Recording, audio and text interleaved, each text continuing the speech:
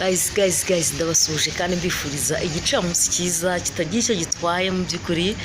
igicamunsi cy'umugisha nizeye ko mumeze neza cyane guys uyu munsi tugiye kurebera hamwe ikintu cyo gikunda kubabaza abagore muri rusange cyangwa se abagabo muri rusange sibyo hagati yabo mwashakanye niki bakunda gukora kikubabaza cyane kurusha ikindi ibyo tugiye kurebera hamwe buri akenshi na kenshi hari igihe abantu bajya bibwira yuko umuntu ashobora kubabazwa ngo nuko wenda ngo umugore ngo yaguciye inyuma ngo cyangwa se ngo nuko umugabo we yaguciye inyuma ibintu biri aho ngaho ariko nanone akenshi hari igihe usanga ibyo dutekereza atari byo ahubwo hari ibindi bishobora kuba byababaza abo twashakanye nabo nkibutsa gukora subscribers like comment impamvu y'iyi nsanganyamatsiko y'uyu munsi nuko bagiye babidusaba kenshi kugira ngo tubashe kubivugaho kandi tubashe kubasobanurira byinshi bigiye bitandukanye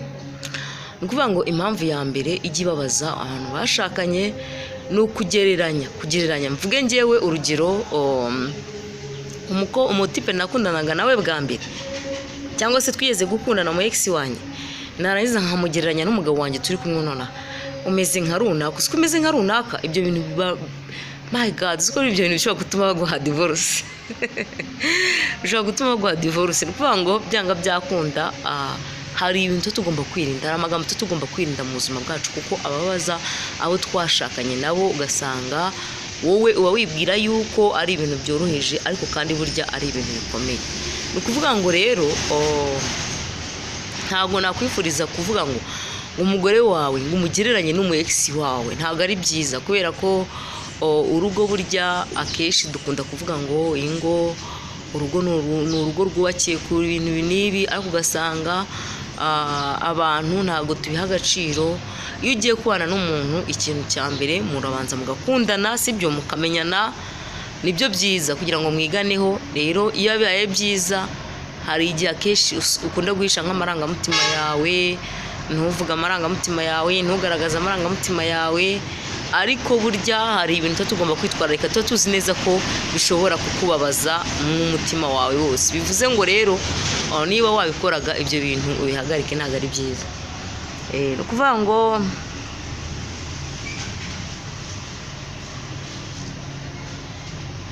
ni ukuvuga ngo rero ibyo ngibyo ni ibintu twagize ngo uyu munsi none tuganireho kubera ko ibyo twagiye tubazwa n'abantu bacu noneho rero njya tubaza ngo niyo mpamvu mwarebaga ndi kureba hasi nsa nkaho nabirengagije ni ukuvuga ngo barongera tubaza ngo ibihe bintu bishobora kugaragaza ko umugore wawe ashobora kuba agukunda cyane cyangwa se umugabo wawe ashobora kuba agukunda cyane ni ukuvuga ngo buriya akenshi ubuzima bw'urukundo bugiye butandukanye ndetse n'umugore n'umugabo kubana buriya akenshi hari igihe ushobora kubana n'umuntu bitewe n'impamvu runaka atari uko umukunda ahubwo ukabana nawe kuko wenda wamuteye inda urwego rwo kugira ngo hatazagira umwana waba hanze ushobora kubana nawe umugore ashobora gufata umwanzuro wo kubana nawe kubera ko akubonaho imitungo ariko atari ko agukunze ibintu bigiye bitandukanye hari igihe umuntu ashobora gufata umwanzuro wo kugukunda kubera ko famiye ngira ngo mujya mukunda kubibona no mu bazungu mu mafilime yabo ugasanga famiye irakubwira ati ugomba kuzabana n'uriya ukabyemera kubwo kubura kugira kugahatirizo ariko atari uko wa muntu nyine wowe umwiyumvamo bisanzwe bivuze ngo rero niyo mpamvu bagendeyeho buriya hari batubwira ngo mutubwire ibintu bishobora kugaragaza yuko koko umugore agukunda cyangwa se umugabo agukunda ariko hari ikintu kimwe ngiye kwanza kubabwira mw'abantu si urukundo muri kumbazaho banza kuri subscribers kanda kuri ijambo ry'umutuku ubundi twikomereze kubera yuko ni urukundo tugiye kuvugaho kandi urukundo naho ngaho rugenda rugaragarira sibyo niba ushobora kubwira ngo kanda kuri subscribers ntubikore ni ukubera yuko nta rukundo ufite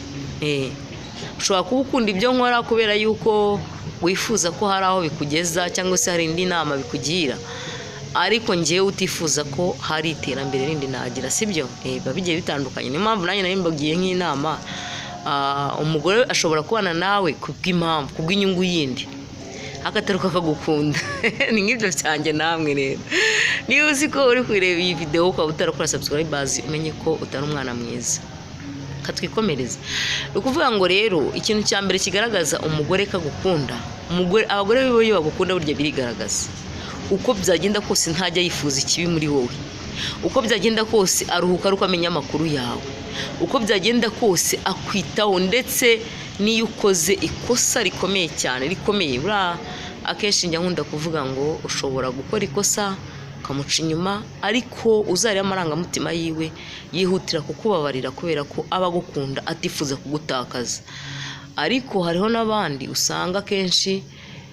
kwa kaba batagukunda, iyo agufatanye ikosa nk'iryo ahita atangira gutera induru ndetse no kumva yuko mukwiriye gutandukana kubera ko wamuciye inyuma n'urugero. Ariko burya iyo umugore agukunda cyangwa se umugabo agukunda cyane, biririyo kabisa, ntago yifuza kuvuga ngo dutandukane cyangwa se kubw'impamvu izi n'izi, njyewe ndumva nashoboye kwihangana, yererere tubigenze gutya na gutya. Wapi, ntago uwo mugore ashobora kuba yabikora. Bivuze ngo rero umugore ukunda umugabo nuko aba agomba kuba ateye, ndetse n'umugabo ukunda umugore nuko nguko aba agomba kuba ateye. Ikindi kintu kizagaragaza ko umuntu agukunda,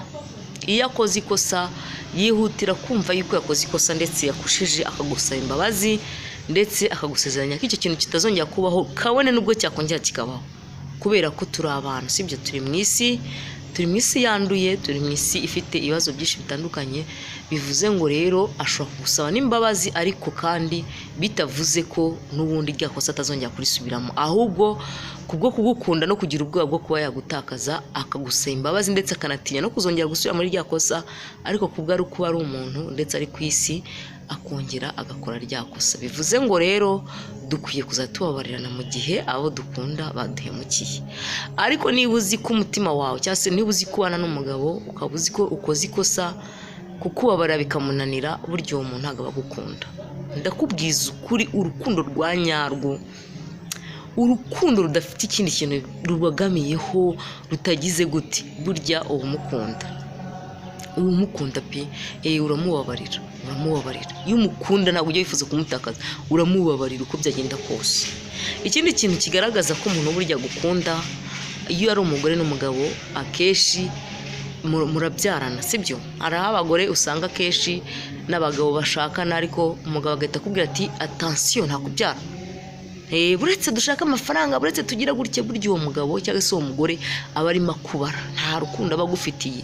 Ariko umugore ugukunda cyangwa se umugabo agukunda aravuga ati reka tubyare, uko tuzabaho abana bazabaho gutyo, akakubonaho icyororo, akumva yuko yishimiye ko agomba kubonaho icyororo. Ibyo byose rero ni ibintu bijya bidufasha kuba twabasha kumenya ngo umuntu arankunda cyangwa se nagankunda. Ibi byose ni ibintu bishoboka kandi binabaho cyane mu maso ya buri muntu wese ugenda akomeza areba abantu bagiye barwubatse. Ikindi kandi kigaragaza umuntu ugukunda, yaba umugore ndetse yaba umugabo, akunda kugira igishika kuri wowe, kuguhamagara bya hato na hato, kumenya amakuru yawe, kumenya ngo shiri wanjye se ubuse ko agiye ku kazi, imvura ikaba igiye kugwa, ubuse reka muhe umupira w'imbeho. Ari utuntu tugenda tugaragaza ko umuntu agukunda. Ikindi akita ku mubabaro wawe. Hari umuntu wita ku mubabaro wawe akamenya ngo umubabaro wiwe umeze uku, bimeze gutya. Hari ikindi kintu navuga, iyo ari umugabo cyangwa se umugore ugukunda, akunda n'umuryango wawe, ntabwo akunda wowe wenyine gusa, ahubwo akunda n'abagukomokaho. Kuko iyo atabakunze icyo gihe burya ntabwo abagukunda, afite akandi kantu kimbereka ku mutima mubi, ku buryo nawe bishobotse ko ashobora kuba yagukora nk'akantu katari keza nawe ko yabikora. Rero tujye tugira gushishoza, dutekereze, turebe kure, turebe igikenewe kuruta igishakwa, sibyo? Kubera ko ibikenewe mu buzima byo biba ari ibintu byinshi cyane, urambwira ngo murabizi. Ariko nanone hari igihe ushobora guhubuka ugashaka umuntu utagukunda, ariko burya mu buzima byanga byakunda umuntu ugukunda ntabwo ubura ahantu umusuzumira. Nubwo byaba ari mu bimenyetso ntanavuze, ariko nawe ubwawe ushobora kumureka avuga ati no muntu nagankunda cyangwa se arankunda. Bivuze ngo rero kora uko ushoboye, urebe kure, urebe, ugenzure, uvuga uti uyu muntu arankunda koko cyangwa se ntagankunda, ufate umwanzuro wa kigabo. Guys, rero reka dusoreze hano. Murabizi ko video yacu igomba kugera muri iyo minota. Nkwibutsa gukora subscribers, like, comment, hanyuma igitekerezo cyanyu ni ingenzi. Wadusanga kuri Facebook cyangwa kuri Instagram, mbuga zose turazifite. Guys, ndakeka muratufollowinga, muri benshi, ariko Instagram yacu ngira ngo mwarabibonye ko yahindutse, ntibizabatere ubwoba. Imana ikomeze ibampere umugisha, murabizi ko mbakunda cyane. Bye bye.